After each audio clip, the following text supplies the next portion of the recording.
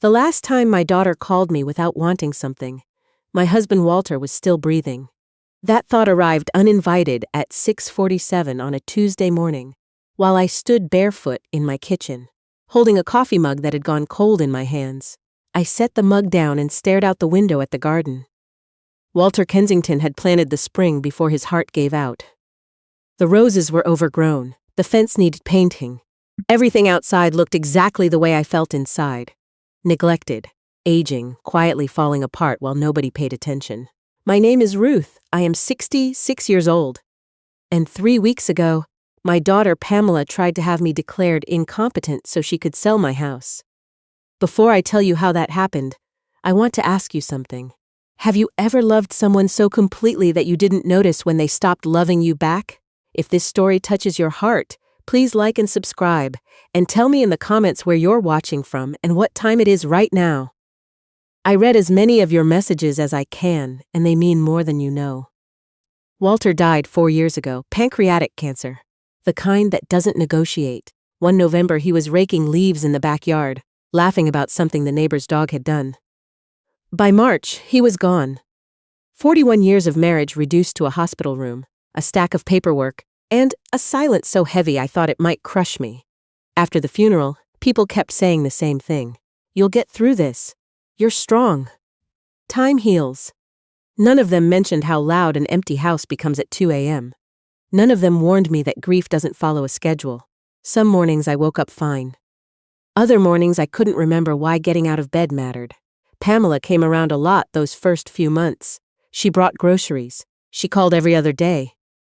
She sat with me on the porch while I cried about things that probably didn't make sense. I thought we were grieving together. Looking back, I think she was taking inventory. The shift happened slowly. So slowly I almost missed it. About 8 months after Walter passed, Pamela's visits became shorter. The phone calls became less frequent. When she did call, the conversations started circling around the same topics. The house, the property taxes, whether I really needed this much space. At first, I told myself she was being practical. Pamela had always been the organized one. Even as a child, she color-coded her school folders and kept a calendar on her bedroom wall. I admired that about her. Structure, planning, efficiency. She got that from Walter. What I didn't realize was that her planning had started to include me. Not as a person, but as a problem to be solved. The first real warning came on a Sunday afternoon. Pamela and her husband Dean arrived unannounced. Dean Porter rarely visited without a reason. He was polite enough, always had been, but warmth wasn't his strength. He treated family gatherings the way some people treat dentist appointments: necessary, tolerable, brief. That Sunday they walked through the house like real estate agents. Pamela ran her hand along the hallway walls. Dean opened closet doors. They discussed the backyard as though I weren't standing 3 feet away. This place could use some updating, Dean said. Pamela nodded. The kitchen alone would add $30,000 to the value. I remember blinking. Value. Not comfort, not memories, not home. Value. I made tea. Nobody drank it. Before they left, Pamela mentioned something about a retirement community her coworker's mother had moved into. Beautiful place. Very social. Lots of activities for people your age. People your age. The phrase landed like a small stone dropped into still water. I smiled and said nothing. After they drove away, I stood in my kitchen for a long time, staring at the 2 untouched teacups on the counter. Over the following weeks, the hints became less subtle. Pamela sent me brochures, actual printed brochures, for senior living facilities. She forwarded articles about elderly homeowners who had fallen or gotten sick while living alone. She texted me links to stories about house fires, break-ins, medical emergencies. Every message carried the same unspoken conclusion. You shouldn't be here anymore. I started dreading my phone ringing, not because I didn't love my daughter, because I was beginning to understand what she actually wanted. One evening, I was organizing Walter's old study. I hadn't touched the room much since he died. His reading glasses still sat on the desk. His favorite cardigan hung on the back of the chair. The room smelled like cedar and old paper, and every time I walked in, I half expected to see him sitting there, pencil in hand, working on one of his crossword puzzles. That night, I was sorting through a filing cabinet when I found a brown leather folder I didn't recognize. It was tucked behind tax documents from 2016, wedged so tightly I almost missed it. Inside was a sealed envelope. My name was written across the front in Walter's handwriting. Ruth. My heart stopped. Then it started again, harder, faster. I sat down in his chair and held the envelope against my chest for several minutes before I had the courage to open it.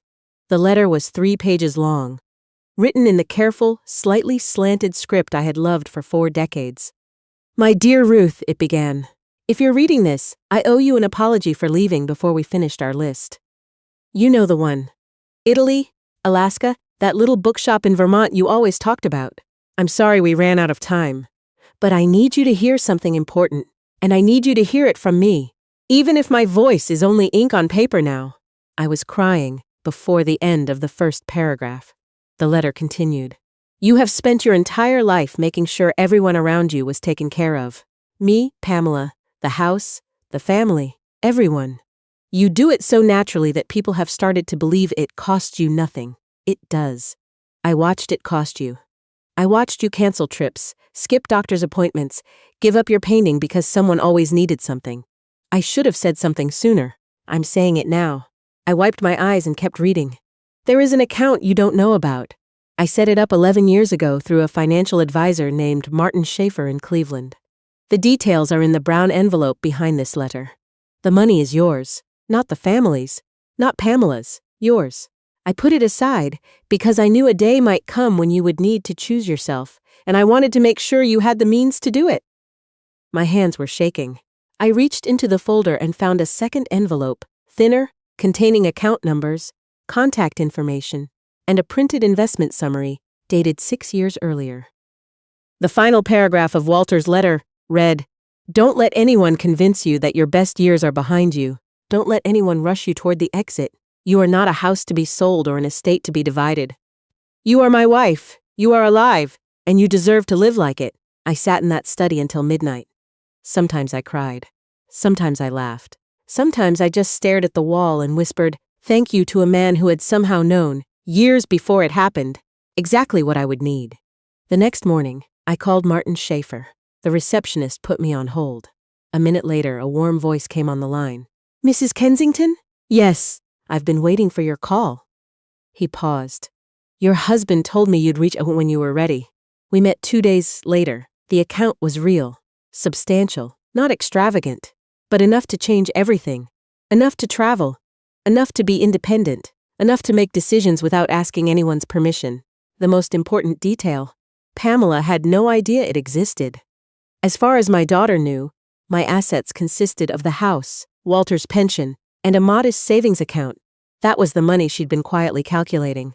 That was the future she'd been planning around. For the first time in years, I felt something I hadn't expected. Power. Not the aggressive kind, the quiet kind. The kind that comes from knowing you have options when everyone assumes you don't. I didn't tell anyone about the account. Not yet. Instead, I did something I hadn't done in decades. I started paying attention to my own desires. It began with small things, a new set of watercolor paints. I had loved painting once, before life filled every hour with obligations. I signed up for a class at the Community Arts Center. The instructor was younger than Pamela, but she treated me like a fellow artist, not a charity case. Then I booked a trip, 10 days along the Northern California coast. A rental car, small hotels, ocean views. The kind of trip Walter and I had talked about taking someday. I packed a suitcase, a bright yellow one. I bought specifically because it made me smile, and I drove away from my house on a Wednesday morning, feeling equal parts terrified and alive. The trip changed something inside me, not because the scenery was beautiful, though it was. Because for 10 days, nobody asked me about property taxes. Nobody mentioned downsizing. Nobody discussed what would happen to the house after I was gone. I ate when I was hungry. I stopped when I saw something worth painting. I talked to strangers in coffee shops and discovered that the world was still full of interesting people and unexpected kindness. On the 6th day, I sat on a cliff overlooking the Pacific Ocean and called my granddaughter, Hazel. She was 19 in her second year of college, and she was the only person in my family who called me just to talk. Grandma, she said, and her voice sounded like sunshine. Where are you? California. Silence. Then seriously? I laughed. Seriously. We talked for almost an hour. She told me about her classes, her roommate's terrible cooking, A professor who made philosophy sound like a conversation instead of a lecture. I told her about the ocean, the little town where I'd found a used bookstore, the painting I'd started of a lighthouse at dusk. "You sound different," she said before we hung up. Different how? Happy. The word sat with me for a long time after the call ended. When I returned home, the peace lasted exactly 48 hours. Then Pamela called. "Mom, we need to talk." Those 4 words had never once preceded good news. I sat down at my kitchen table. "What is it?" "Dean and I have been discussing your situation." "My situation." The word felt clinical, like something a doctor would say. "We think it's time to seriously consider your options." Options. Another careful word. What she meant was their options. What she meant was the house. I listened as Pamela outlined what she called a sensible plan. I would move into an assisted living community. A very nice one, she emphasized. The house would be sold. The proceeds would be managed by Dean, who apparently had experience with investments. My pension and savings would cover the facility costs. Everything would be handled. Everything would be organized. Everything would be decided. By them. I asked one question. Where in this plan do I get to choose anything? The silence that followed told me everything. 2 weeks later, a certified letter arrived at my front door. I opened it standing on the porch, morning sunlight warming my shoulders. The letter was from an attorney. Not my attorney, Pamela's attorney. The document outlined a petition for conservatorship. In plain language, my daughter was asking a court to take control of my finances and living arrangements based on concerns about my cognitive health and recent erratic behavior. Erratic behavior. That meant the California trip. That meant the painting supplies. That meant every dollar I had spent on myself instead of saving it for her. I read the letter twice. Then I folded it neatly, walked inside, and called Audrey Cole. Audrey had been Walter's attorney for years. She was 61, sharp as broken glass, and she did not suffer fools. When I read her the letter, she was quiet for exactly 3 seconds. Then she said, "Ruth, has any doctor diagnosed you with cognitive impairment?" "No." "Have you missed any bills?" "No." "Have you done anything harmful to yourself or anyone else?" "I went to California and bought watercolors." She laughed. A real laugh, the kind that made me feel less alone. Then she said, "They have nothing. This is a scare tactic." The relief hit me so hard my knees almost buckled. Over the following days, Audrey explained the situation. Pamela and Dean didn't have grounds for conservatorship. What they had was impatience. They had seen me start spending money, my money, and panicked. Not because I was declining, because the inheritance was shrinking. The realization should have made me angry. Instead, it made me sad, because I kept thinking about the little girl who used to climb into my lap and ask me to read the same storybook 3 times in a row. The teenager who cried on my shoulder after her first heartbreak. The young woman who called me from college just to hear my voice. Where had that person gone? Or maybe the better question was, had I simply stopped looking? 3 days later, Pamela showed up at my house. No warning, no call. Just her SUV in the driveway and the sound of the front door opening. She still had a key. "Mom," she said, standing in my hallway like she owned the place. Which, I realized, was exactly how she saw it. "Hello, Pamela. We need to discuss this rationally." Rationally. Another careful word. She sat down at the kitchen table. I remained standing. A small choice, but it felt significant. For years, I had always been the one to sit, to accommodate, to make myself smaller. Not today. Pamela started talking. She talked about responsibility. She talked about planning. She talked about what Dad would have wanted. That last part almost made me laugh, because I was the one holding Walter's letter. I was the one who knew exactly what he wanted, and it wasn't this. I let her finish. Then I said something I had never said to my daughter before. "No." The word landed between us like a dropped plate. Pamela blinked. "What do you mean?" "I mean no. No to the conservatorship. No to selling my house. No to moving into a facility. No to Dean managing my money.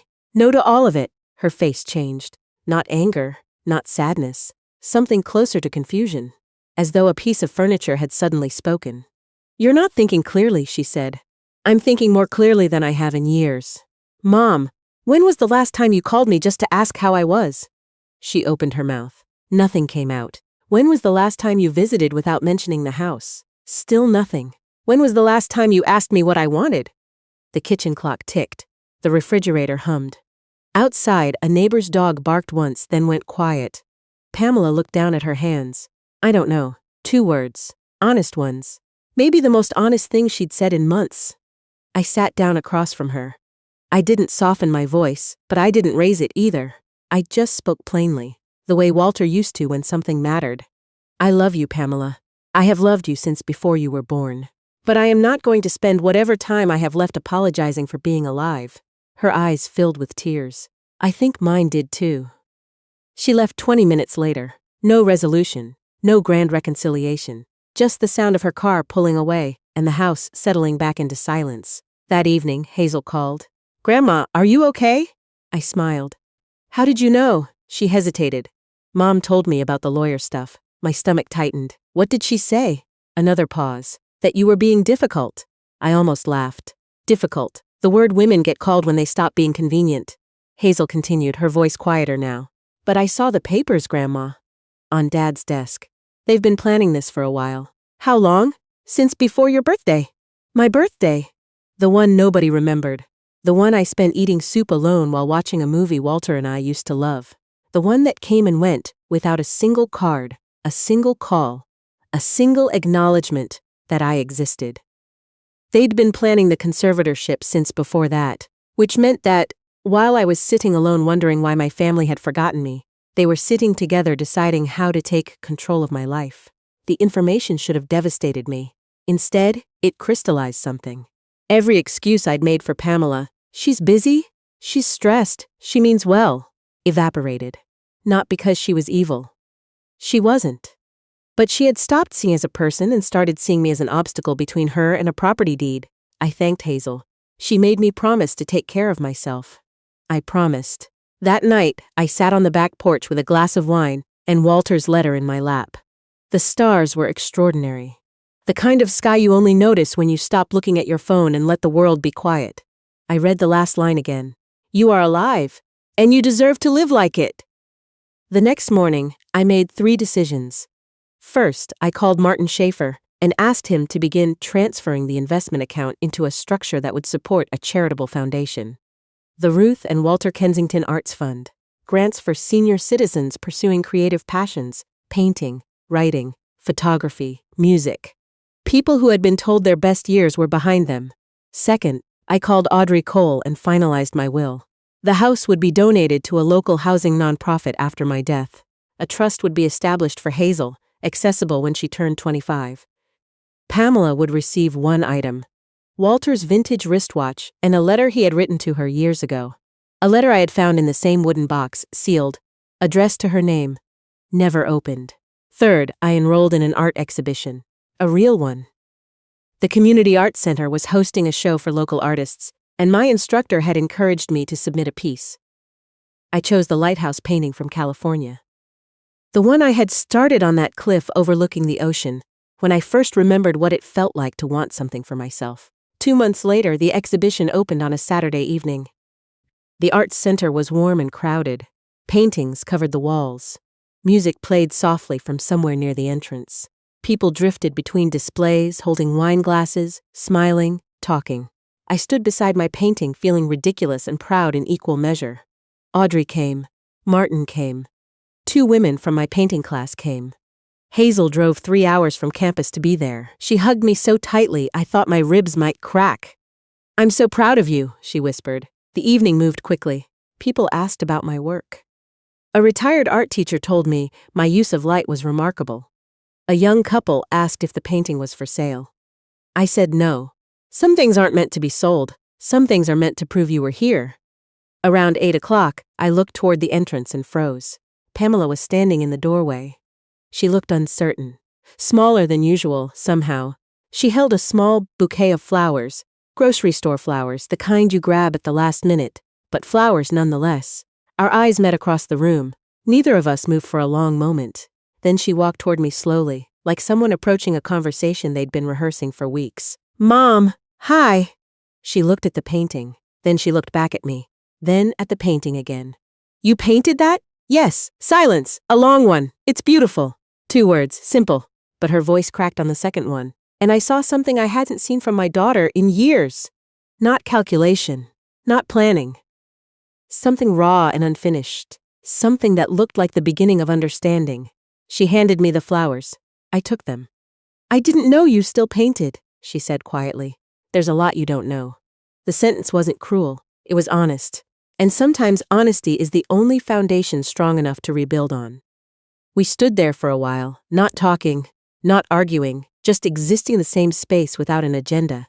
It wasn't forgiveness. It wasn't reconciliation. It was a pause, the kind that happens when two people stop performing and simply stand still. Eventually, Pamela said, "I dropped the petition." I nodded. Audrey told me. Another silence. Then, "I'm sorry. Real apologies don't come with explanations. They don't come with conditions. They arrive alone, undecorated, vulnerable." This one sounded real. Whether it was enough remained to be seen. I looked at my daughter.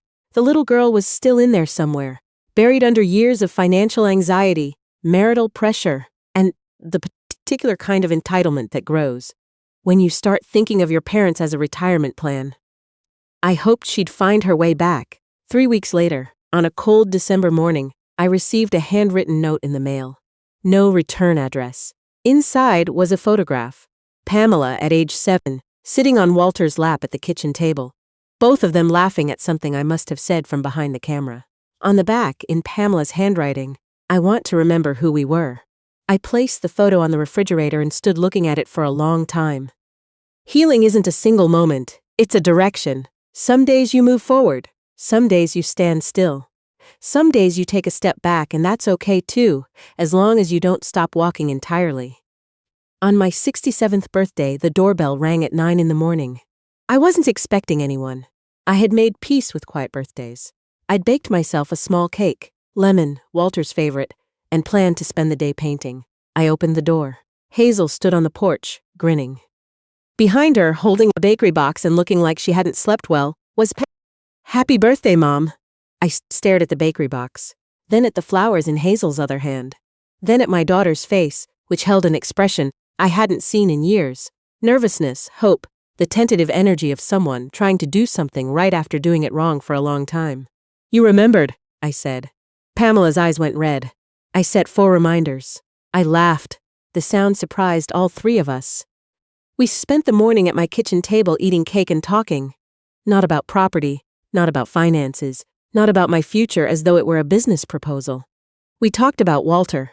We talked about Hazel's classes.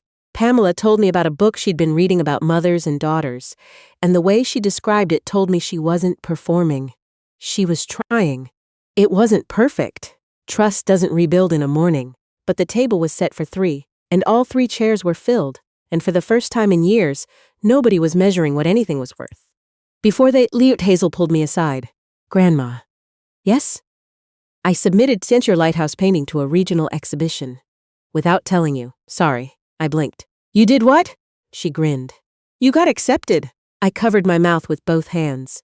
The tears came fast and without permission. That evening, I sat on the back porch beneath a sky full of stars. The garden was still overgrown. The fence still needed painting. But the roses Walter planted had bloomed that year. Late, unexpected, stubbornly beautiful. I thought about his letter. I thought about the account. I thought about California, and the painting, and the yellow suitcase, and all the small brave choices that had led me here.